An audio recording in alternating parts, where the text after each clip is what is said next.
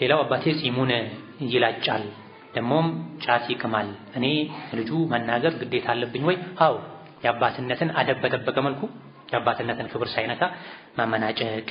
መቆጣት መጮህ ሳይኖር አባቴ ሆይ ጫት ራስን ይጎዳል ገንዘብን ያባክናል ጤንነትን ይጎዳል የዓለም ጤና ድርጅትም ከአደንዛዥ እጾች ከጎጂ እጾች መድቦታል ነብዩ ሰለላሁ ዐለይሂ ወሰለም የሚያሰክርና ፈዘዝ ደንዘዝ የሚያደርግ ነገር ሁሉ ከልክለዋል የምችለውን ተናግሮ መከልከል ጺም መላጨት ደግሞ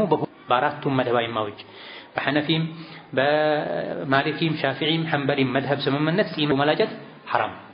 እዚህ ከባድ ወንጀል ነው አይቻልም ብሎ መምከር 1 2 3 መምከር ከዛ በኋላ ዱዓ ማድረግ ኢማም ነው ሌሎችም እንዳሉት አባትናትን እንደ ተራሱ አይደለም የሚመከረው አባትና ሲመከር ሐያ ያስፈልጋል አደብ ያስፈልጋል ኢብራሂም ሙሽሪኩን አባታቸው ምን ያሉን የመከሩት ያ አባቴ አባዬ ሆይ አባቴ ሆይ እንደው የሸይጣን ተከታይ እንዳትሆን የጀሃነም እሳት እንዳይነካ ሐቅ ተከተል ያሉ መምከር ያስፈልጋል በትልቅ ሰው ማስመከር ደግሞ ይሻላል ራስ ከመምከር ከነሱ በእድሜ አቻ በሆነ ሰው ማስመከሩ በላጭ ፊት ለፊት ከማናገር ደግሞ ደብዳቤ እየጻፉ መስጠቱ በዘመኑ ደግሞ በሜሴጅ መላኩ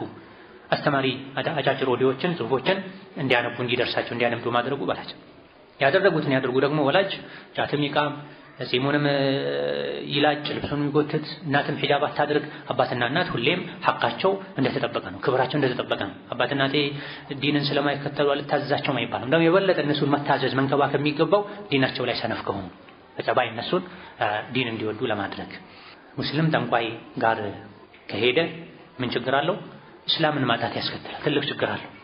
ነብዩ ሰለላሁ ዐለይሂ ወሰለም ጠንቋይ ጋር ሄዶ ጠንቋይን የጠየቀ ሰው ነቢ ላይ በወረደው ቁርአን በሸሪዓ ክዷል ከፍሯል ብለዋል ጠንቋይ ጋር መሄድ ምን ችግር አለው ኩፍር አለ